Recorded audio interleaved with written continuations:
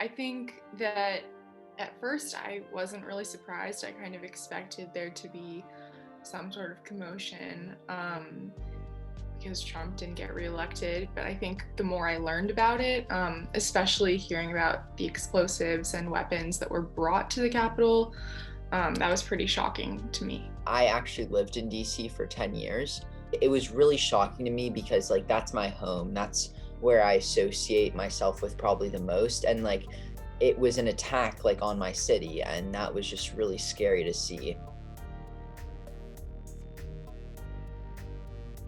What they did, they knew was wrong. It doesn't matter that it was a protest, that they were emotionally charged. What they did was wrong, and they have to be held accountable no matter what. Definitely people who stormed the Capitol and were like inside the building, who got to the, I think it was like the floor of the Senate and like Nancy Pelosi's office. 100%, I think that's domestic terrorism. I also do think that it's extremely important to really differentiate and distinguish between the people who stormed the Capitol and who went inside, and the thousands and thousands of protesters who just peacefully protested and stayed outside the Capitol.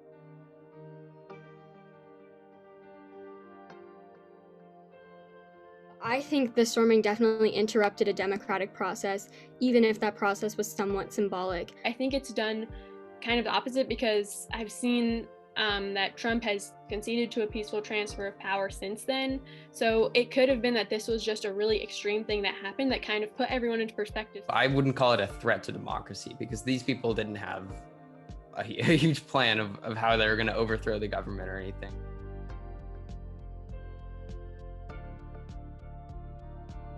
I think if you took Trump out of the picture, I don't think that would have happened. I don't think these people would have decided to do that on their own. It was clear that he wasn't really discouraging this, even if he had gotten hints that it was going to happen.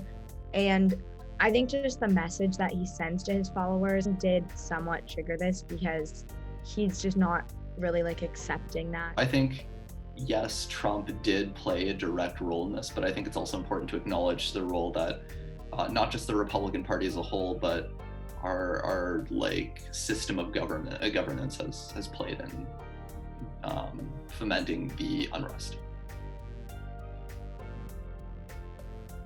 Pretty terribly, if I'm being honest. It seemed to me as if he was pleased with the events that were unfolding, as they benefited him. He definitely was just like encouraging them. I think he gave them that like final little push to like, go raid the Capitol. You do that.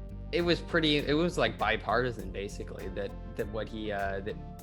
what these people did was wrong, and he didn't come out and condemn them, even though several Republicans were, and he should have immediately condemned them, but he showed way too much leniency to these people who don't deserve leniency for what they did.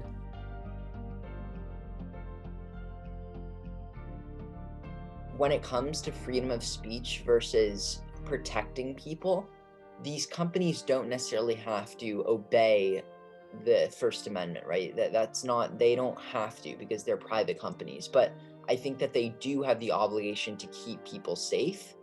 I actually want to bring up a quote that I think sums up my opinion really well in this issue, which is by Richard L. Hansen from UC Irvine, and he says, "Public pressure to get private companies to exclude speech meant to bring down American democracy is not censorship, it is patriotism." I think that he should not have been banned, and just in general, I think it's actually extremely dangerous for any society to have their information and their emotions and their beliefs curated through this type of media.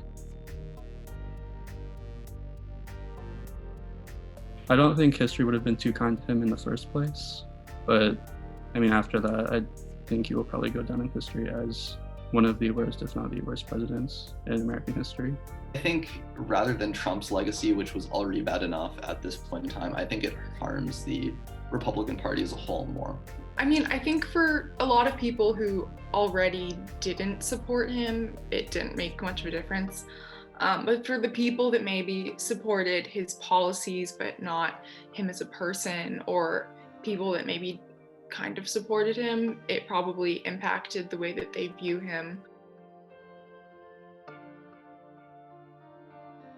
I just don't think, I'm definitely condemning what he did, but I don't think it was enough to say that he did incite violence.